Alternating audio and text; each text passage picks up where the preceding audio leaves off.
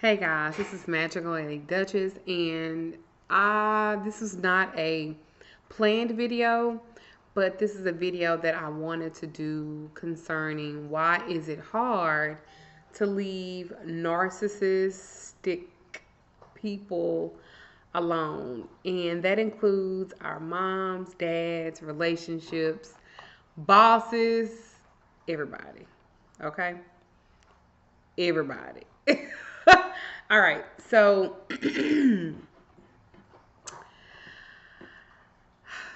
someone asked me, have I ever wrote blogs before? And the answer is yes. I used to write blogs a lot, and I wrote them under aliases because I was afraid to talk about my work and what it is that I did. Not anymore. I'm way more open, so there's a lot of stuff that I've actually published. Um, Yeah, I know I'm still fighting being sick. There's a lot of stuff that I published,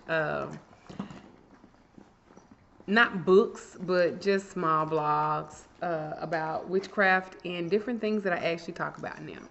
That I did not want to, per se, put my name out there or talk about who I was or anything like that. So I'm taking this hair out too. I'm gonna do something different.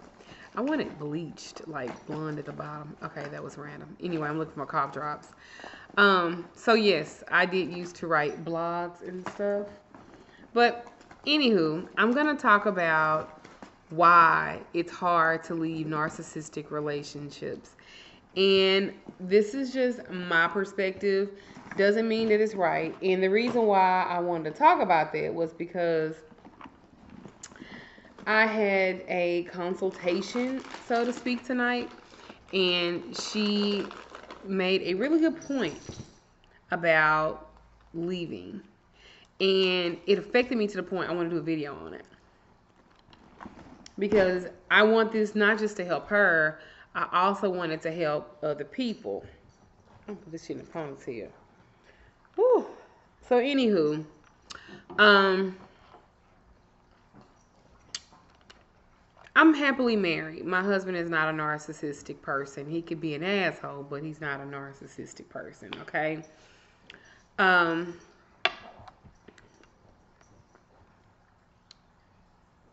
the first thing I tell women when I say, no, I'm not going to do work for you and you need to leave, um, they say to me, I love him and I can't leave.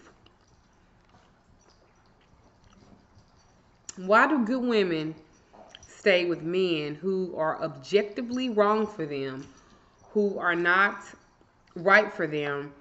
They are abusive and everything else. This is just my way. I'm not saying it is the right way, but it's a way. Okay.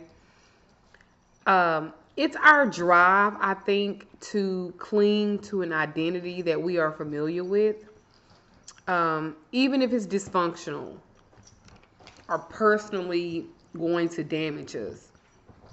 We all want to connect to something. We all want to be. We all want to be um, close to something.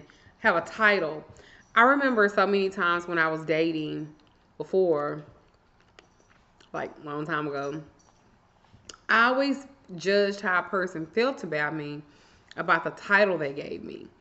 Meaning, if he was like my lady friend or my girlfriend, and I've been with him for a long time, or if he called me wifey, what title did he give me? How was I included in that equation with him? Um, In so many ways, big and small, we all experience a life cycle in our own life, repeating time again, the same damaging patterns of interaction with friends, loved ones, colleagues, everybody. And the repetition of compulsion is strikingly resistance to change. We, no matter what sign you are, we do not like to fucking change. That means we have to tell people that we failed. That means we have to tell people that we did not do good or we did not make it. Something. Um, They ask me all the time, can you separate me? Can you do something to break the tie or break that? Now, I tell them yes, I can do a separation spell, or I can do um, a binding spell to bind him away. But you still have to make the move, and the important thing on not going back. There are so many times I have did work on men to make them leave and not come back, and you still fight to bring them back to you. We need to learn how to really delve into self-help. You know, my heart bleeds for anyone who feels stuck in a bad relationship, especially if they're not physically stuck but emotionally stuck. I would say there's a big difference between a woman with no job and 3 kids trying to exit her marriage and a girlfriend of 5 years who won't get a ring but won't let go. Except, I'm not so sure that there is a difference, right? Emotions are not logical. You can know that a man is bad for you and still not be able to move on. You have to believe in love of yourself so that you can heal and gain confidence. Because one thing that you guys need to remember, he is not the end all, the be all. Look at them over there. They do this every time I get on to do a video. To kind of expect that leaving a relationship or signing a peace agreement will result in like a new beginning is to underestimate the power of identity. Real change entails not just the intellectual understanding of how our patterns, but also our deep emotional acknowledgement of their allure. Once they can begin to willfully resist their draw and open the door to new and healthier realities, then and only then can you really honor yourself as a woman or a man and really focus on things that are important, which is you. I think we are so caught up in the thing of not wanting to fail that we fail ourselves, because we don't want to fail the relationship, but we fail ourselves. And I just need you guys to know that emotions are not logical. Your thinking and mentality has to be logical. How is this good for me? What exactly am I afraid of when it comes to change? I can do separation stuff, but you still got to move. I can do binding stuff, but you still got to move. I can do cutting the cord stuff, but you still have to move. What is the common denominator that I said in all those things, right? You. You have to move. I love you, sisters. Whatever it is that you choose to do, whether you choose to stay, to leave, don't forget about you. Don't forget about you. I posted something and I want to share it with you guys. This is to everyone who books a consultation with me. I'm going to start asking them this. Especially when they want to talk about getting back with this person that they done broke up with. Let me be clear.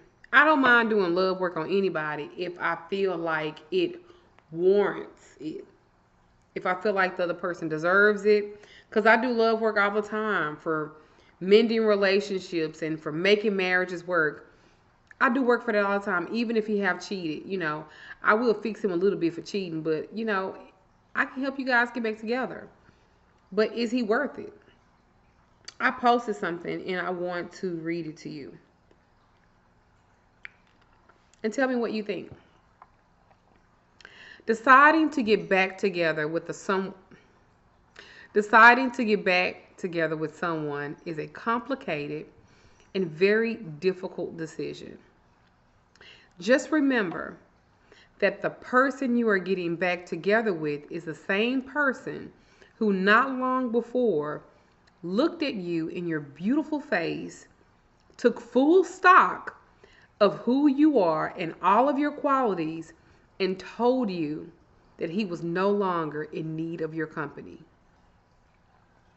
Y'all think about that. Please like, subscribe, share this video. Narcissist men or narcissistic women, they're very hard to get out of that manipulation because that is a form of abuse. But you can do it. They are not the end all to be all. You deserve happiness. You deserve love. I hope you guys received this video and well. It's like 12:57 a.m. I wanted to post it. It's not meant to be long. I'm not trying to be all preachy and shit. But the narcissistic shit is so fucking real. I love you guys. Go to my website, book a consult, reading. Check out my online store. I even have life coaching now. So check it out. www.magicalladyduchess.com. I love you guys. Many blessings to you. Ashe.